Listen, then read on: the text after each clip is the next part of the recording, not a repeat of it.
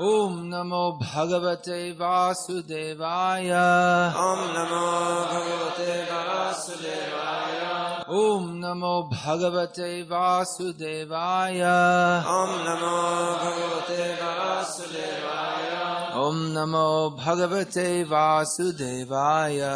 Om Namo Bhagavate Vasudevaya. Srimad Bhagavatam, Canto 7, Chapter 9, Text to Translation and Commentary by His Divine Grace A.C. Bhaktivedanta Swami Prabhupada. Adrishta Ashruta Purvatvad means this form of the Lord had never been seen or heard of before.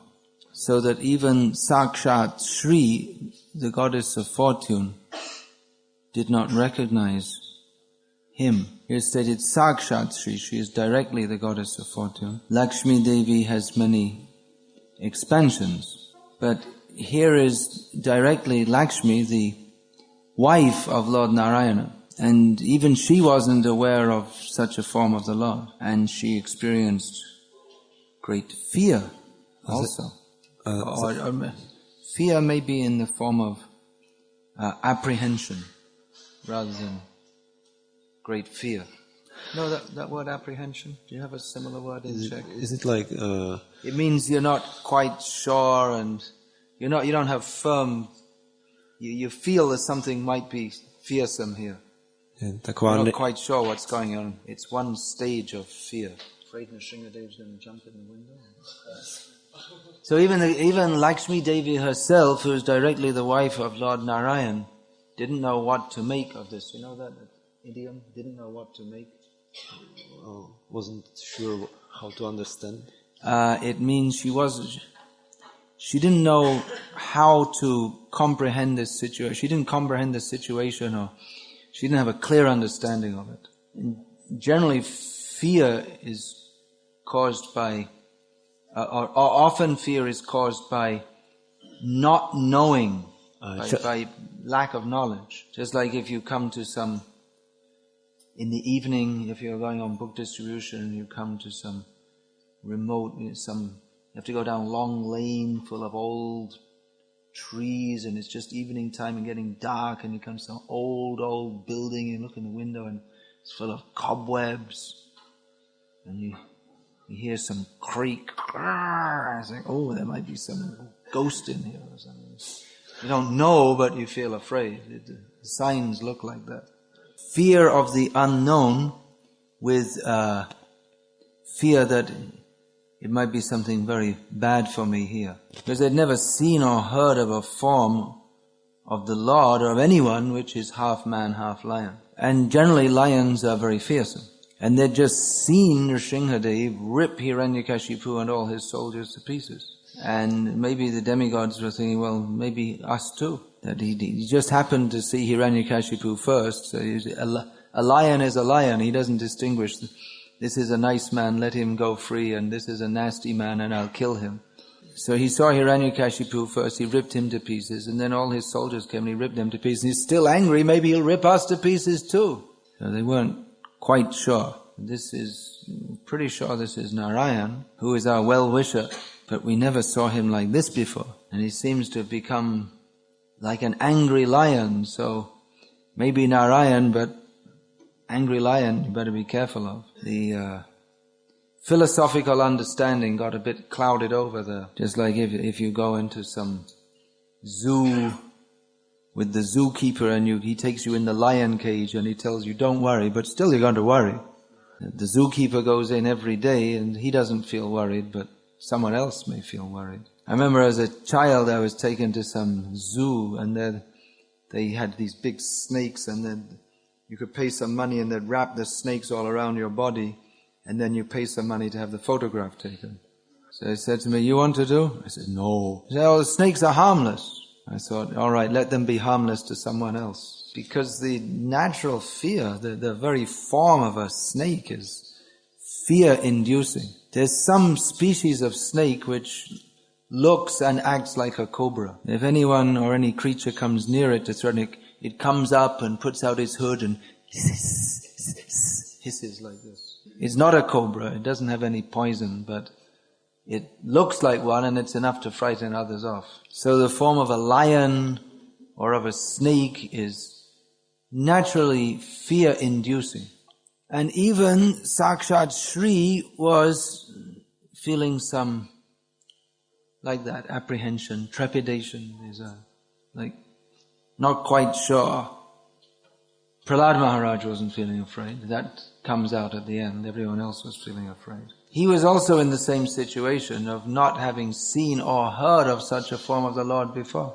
We find that before the appearance of Nrsimhadev, it appears that Prahlad Maharaj was worshipping the Supreme Lord as Krishna. The Supreme Lord may be worshipped in any of his forms. As Prabhupada quotes here, Advaitam Achyutam Anadyam Ananta Rupam. He has, Prabhupada quotes in the purport, he has unlimited forms which are all non-different, all the Supreme Personality of Godhead, all beginningless and eternal.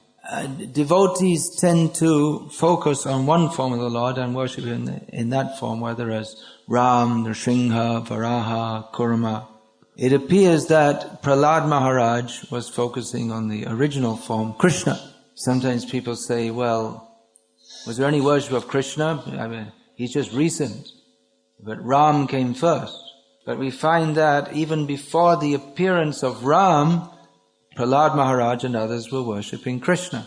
As he told his father, idiots like you never worship Krishna. Matyana Krishne paratasvato va. And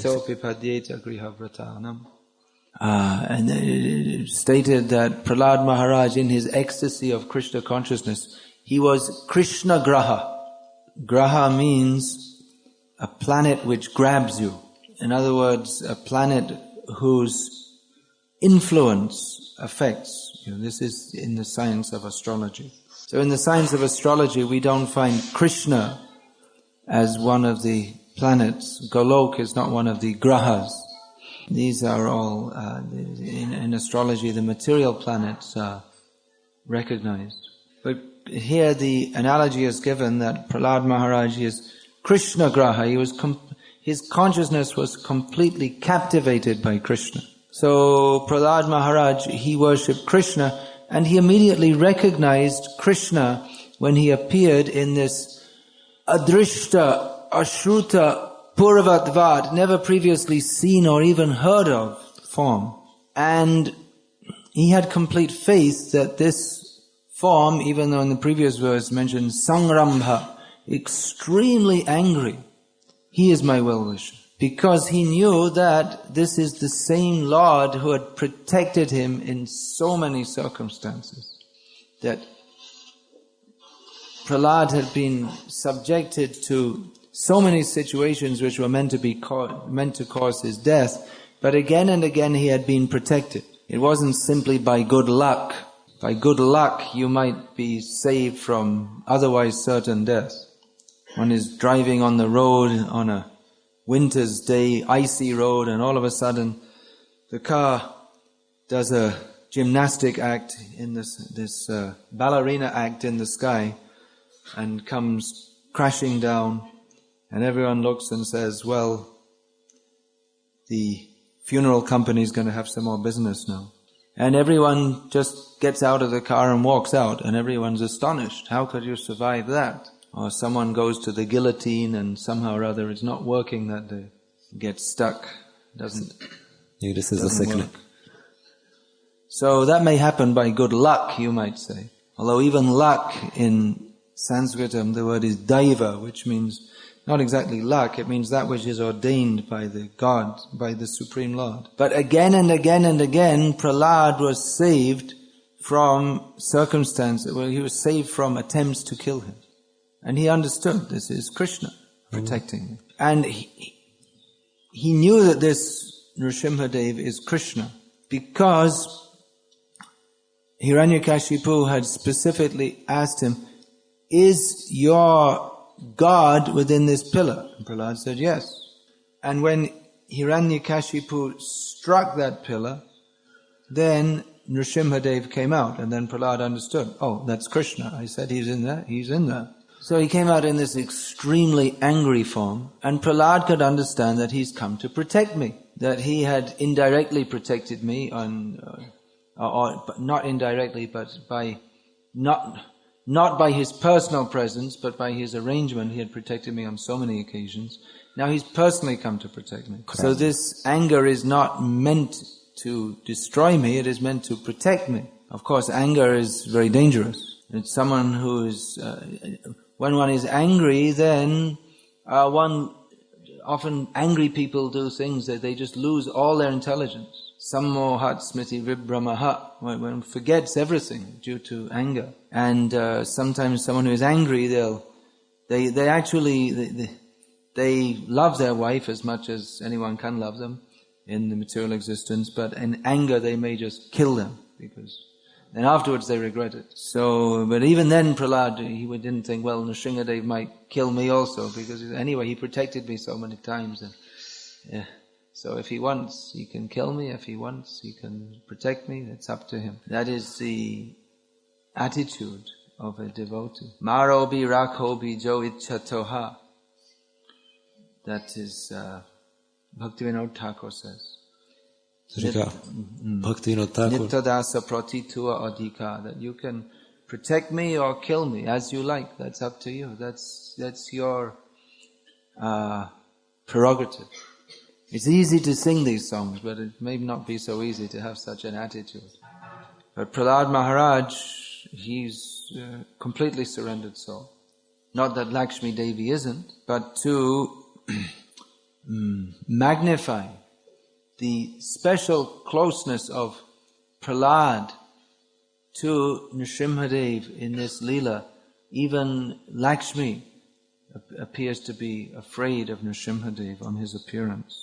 Now, Prahlad had full faith in Nrsimhadev, and because of this full faith, Nrsimhadev appeared for him, whereas Hiranyakashipu, who did not have full faith, was destroyed by Nrsimhadev. So the form of Nrsimhadev is very dangerous for the non-devotees, or specifically those who are envious of the devotees. But he will, in all circumstances, protect those who are fully surrendered to him. Now, the Adrishta Ashruta Purvatvad suggests that such a form of the Lord was not only not heard of or not seen before, but is not even imaginable.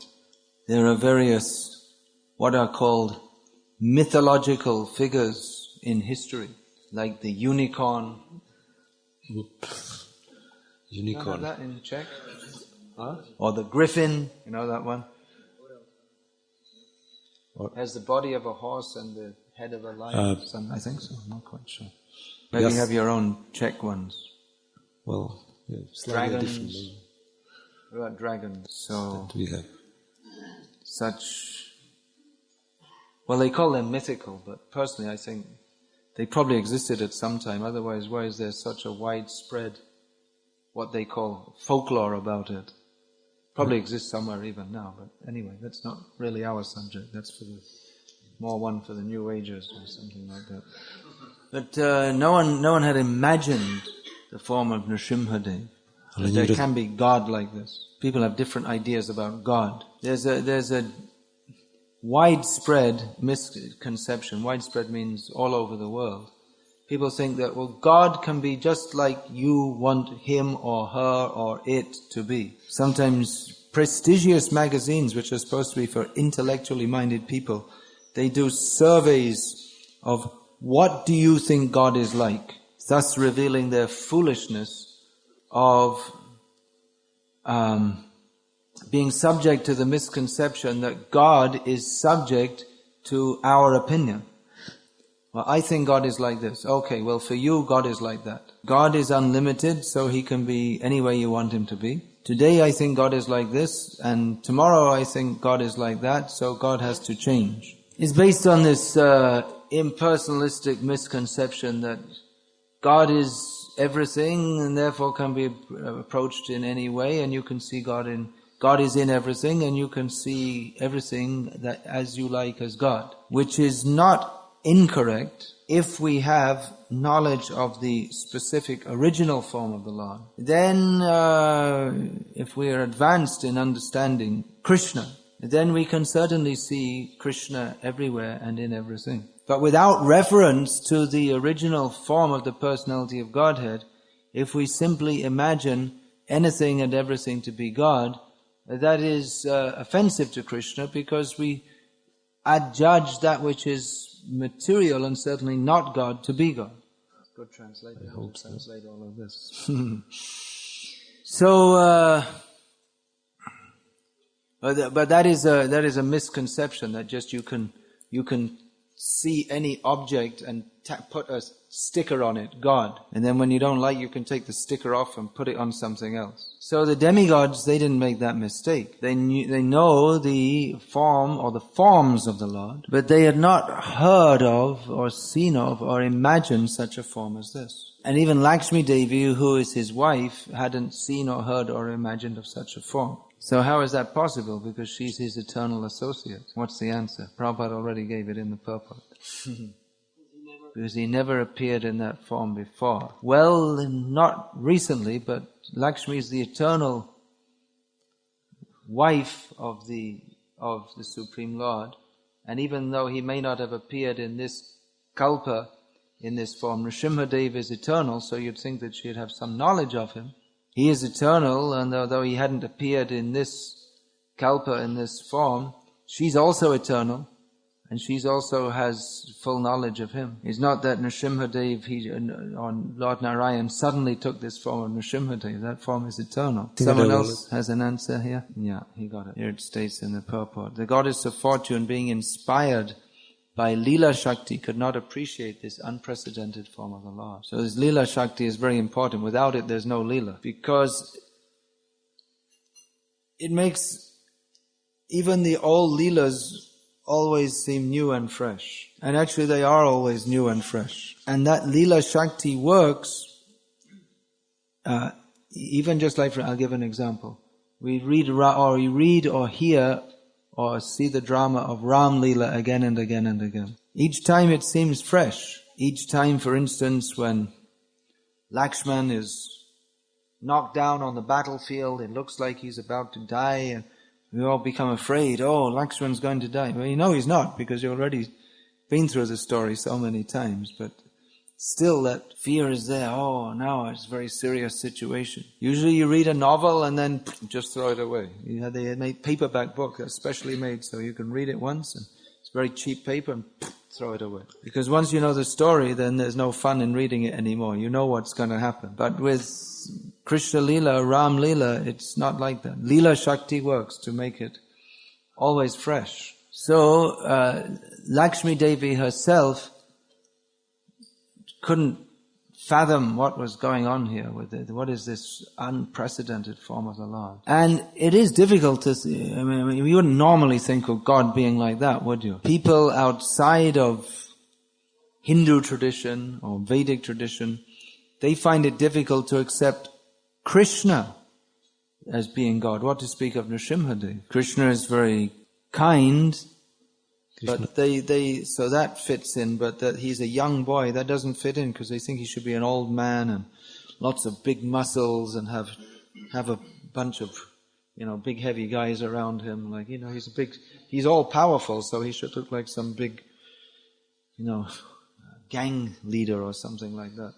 Something like Stalin, but good, supreme dictator. And very old, because he was the original person. He got so old and got a big long beard. And then even in the Western countries they realized this is ridiculous, so this concept of God is ridiculous, so they converted him into a non-person. But even Lord Brahma had difficulty in considering that God is someone who's running around chasing after some cows with a stick. So if you have difficulty comprehending Krishna as the Supreme Lord, then what to speak of Nrsimhadev? Some extraordinarily angry, lion-like form who's half man, half lion. So this is a great test for our devotees. That mid-1970s there was a big painting of Nrsimhadev, famous painting, ripping Hiranyakashipu to pieces. That was put.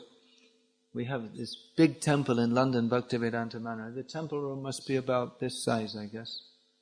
And that if you hypothesize that the altar is here, and the picture of Nrsimhadev was put right there at the front. There's so many pictures, but right at the front of the temple, on the side. Big picture. And some of our devotees were saying, well, what are we going to say to people when they ask us about this? A lot of people coming there are Indians, but what about the non-Indians? What are we going to tell them? And some devotees thought, well, we shouldn't keep the picture there. Let's put it somewhere else where the outside people don't go. And actually this, because they're afraid, well, what will the people think? We say, well, this is actually God. This who you're worshipping is God? No idea of God? And actually this question came up in a court case in the early 1980s in America. There was an anti-cult case. It said that some young person had been taken from their home by some kind of brainwashing techniques and was now worshipping, and they brought out as evidence in the court, this is a picture. This is what they call God. They showed the picture of Nrsimhadev ripping Hiranyakashipu to pieces. Which to the prosecution attorney seemed to be like irrefutable evidence that these people are crazy and dangerous. What do you say if someone comes up on the street and says, God? So you the picture and in your book, God, you think this is God? I remember once in Dublin I was distributing books, and we were distributing Sri Ishopanishad, which as you remember has the picture of Lord Narayan on the cover with hoods of snakes all around him. Snakes.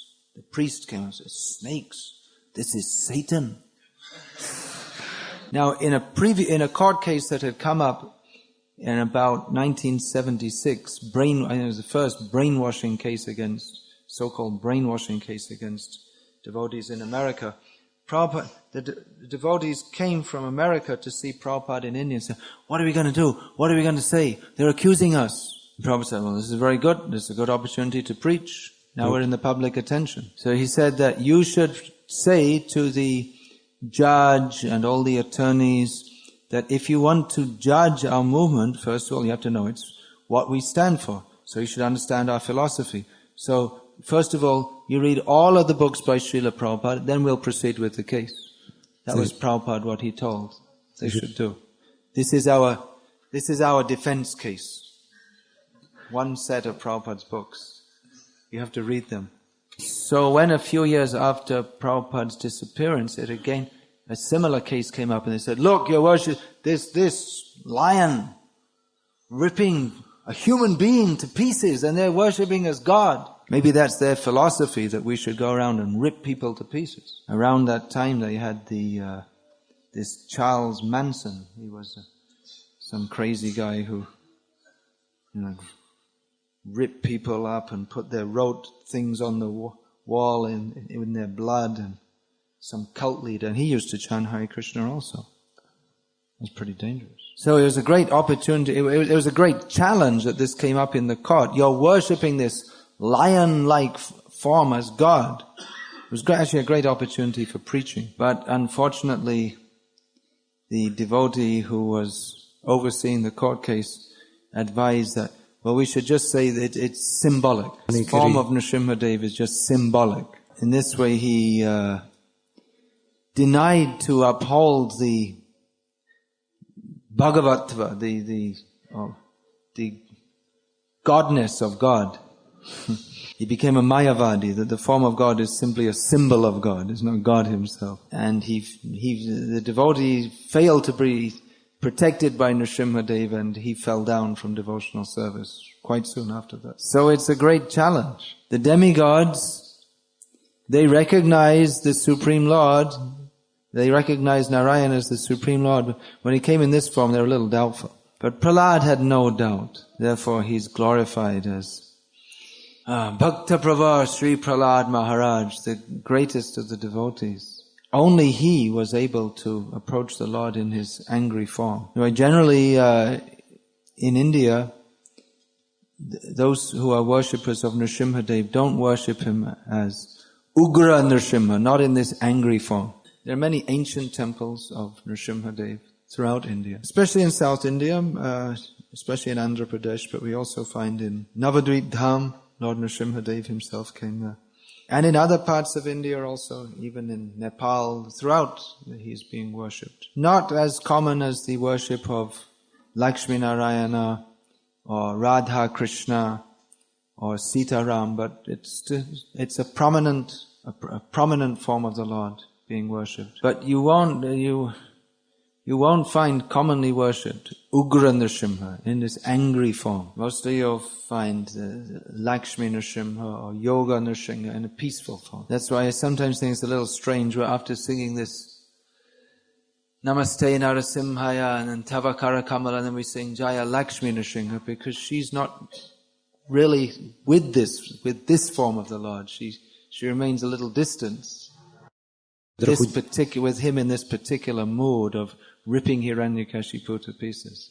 Yeah, to sing Jai Lakshmi Nrsimha, that is fitting with the Namaste Narasimhaya verse, which is from Nrsimha Purana, but then the Tavakara Kamala bit, which is from Gita Govinda of Jaidev Goswami, he's specifically describing how he is ripping Hiranyakashipu to pieces. So it certainly requires great qualification to worship the Lord in that form. Prahlad Maharaj prays to Nrsimhadev in that form. Om Namo Bhagavate Narasimhaya Namastejas Tejase Avibhava Vajranaka Vajradangsha Kama Shayan Randhaya Tamograsa Grasa Om Swaha.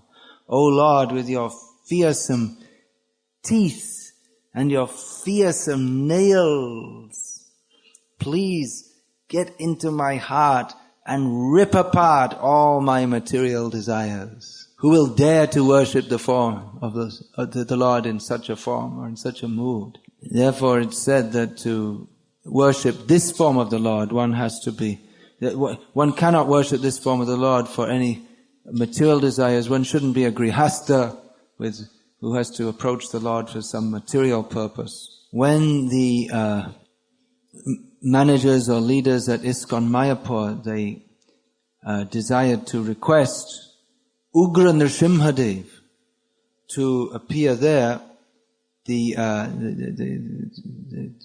devotee went to South India to the Stapati, or those who carve such forms. They reveal such forms of the Lord.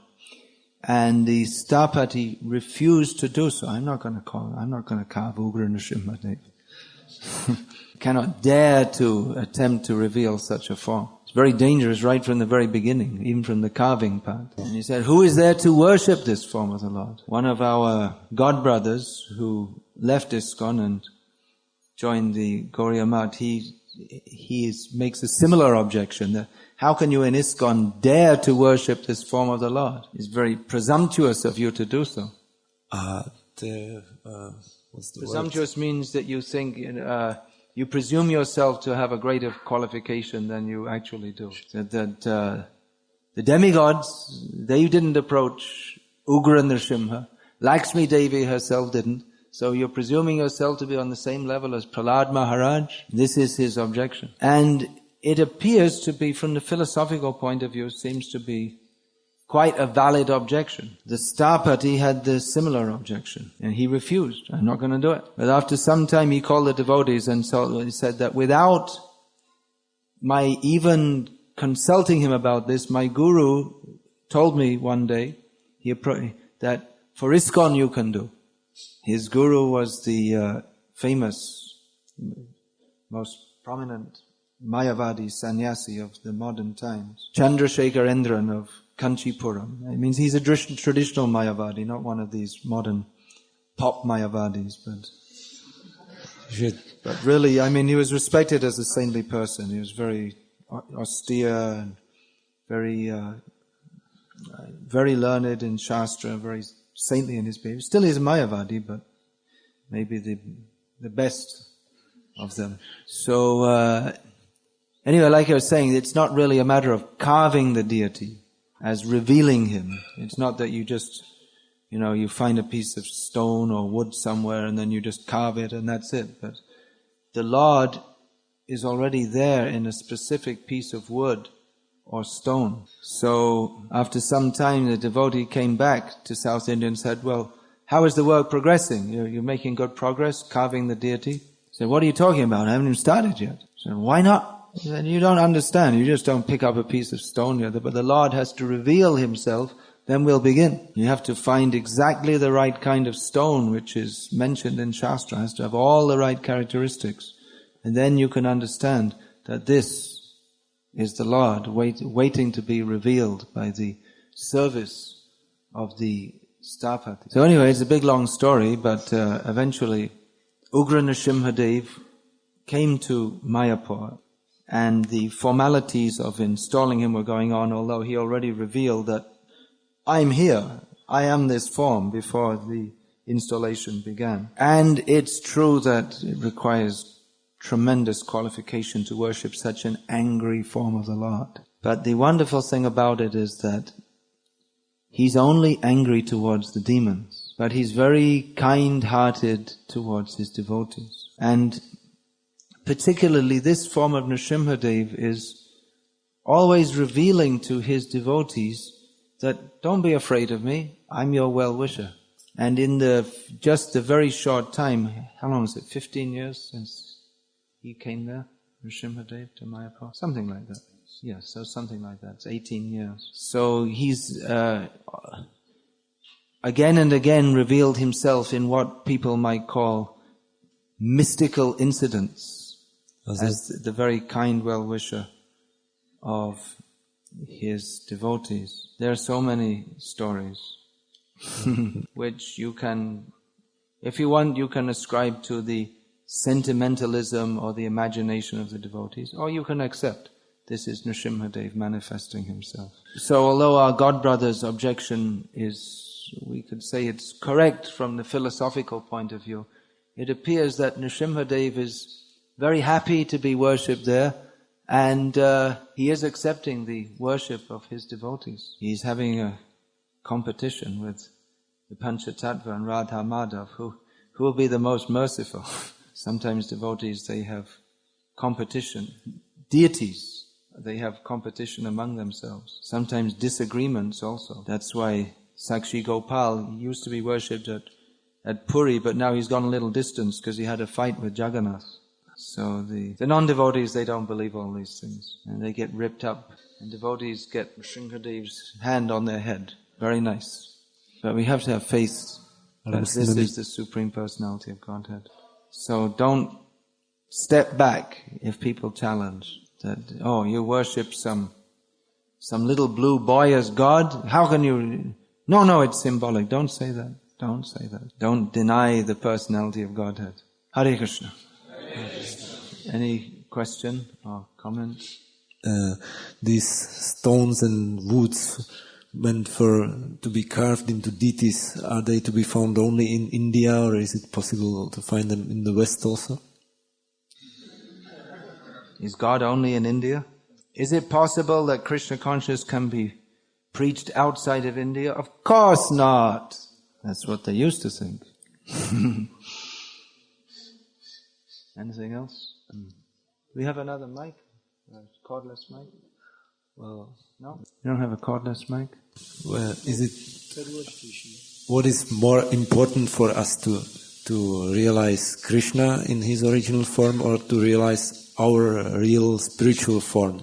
Because without that, we cannot understand him in his spiritual form. Well, the two things go on side by side. We cannot properly understand who we are without understanding Krishna, because that is our eternal position as servants of Krishna. And we can't understand Krishna unless we understand what is who we are as spiritual beings. Otherwise we'll misunderstand.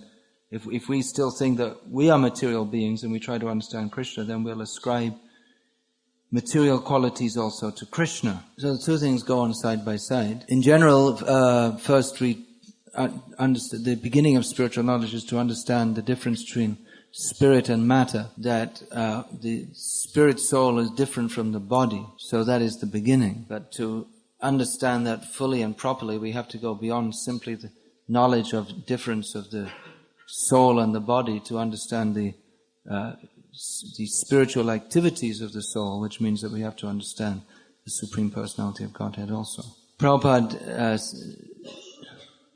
sometimes said that we could can get some idea about the nature of God by studying the nature of the individual soul, because they have many similar characteristics. Just as the individual soul has activities, likes, dislikes, friends, and so on, so senses, so the Supreme Lord also has.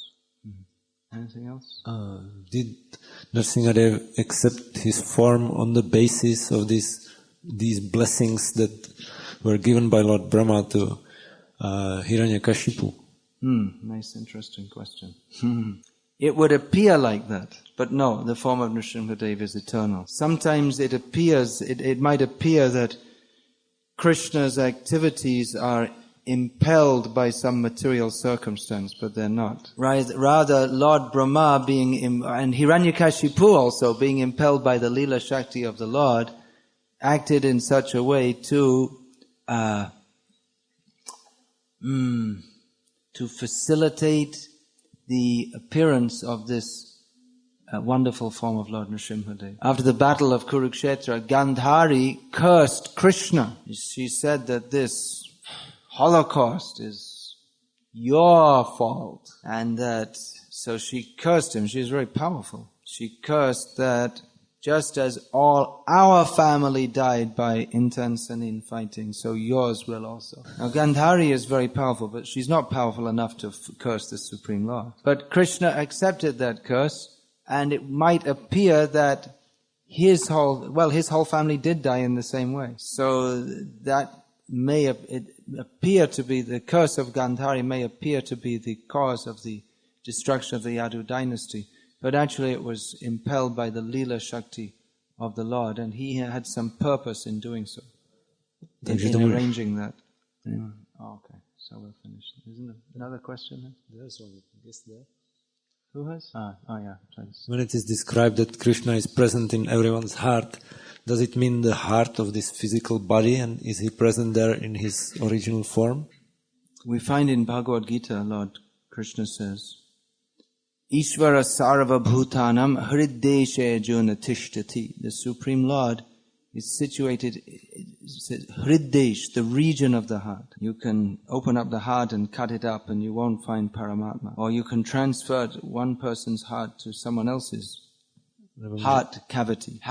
So it may not be like within the blood and the arteries and all this kind of thing. Takže to není present. We have a little difficulty understanding this because we don't understand what spiritual presence is. And we think if the Supreme Lord is present in a place, that means he must be in some particular definable point that you can measure how he's situated from here to here. He's in between molecule number so-and-so and this molecule number so-and-so. He's squeezed in somewhere there, or he's within the atom between this electron and that electron. Not exactly like that. His spiritual presence is not materially ascertainable. This question here. And then another point that it is described that we are all in Krishna, but Krishna is not in us. So it sounds like contradiction. Yes, it does sound like a contradiction, and that's probably why Krishna stated those two facts side by side. It just underscores the point that Krishna cannot be understood by material intelligence. He's bigger than the biggest and simultaneously smaller than the smallest, which is not possible according to the laws of physics. He's beyond the laws of physics. That's the whole point. He's beyond our material imagination. Time's up. It's not something to be understood by the material intelligence. Shall I finish here? And then I'm having the... you have a little more time? Okay. All right. I have this... I have another session at 10:30 or something. So, any questions we can discuss in more detail at that time. We can discuss this in more detail. We're getting way off the subject of the class here. I think we should. I can have a questions and answers session later, and then we'll discuss questions which are not related to the class. Otherwise, there's no end. So, if there's more time, 10:30. Please come at that time. Just one more thing I wanted to say. This is more for my convenience, because already several devotees asked me about the status of my book on Srila Bhaktisiddhanta Saraswati Thakur. So instead of saying 50 times, I'll say once now. Well, I put time aside to finish it this summer. The summer's finished in India now.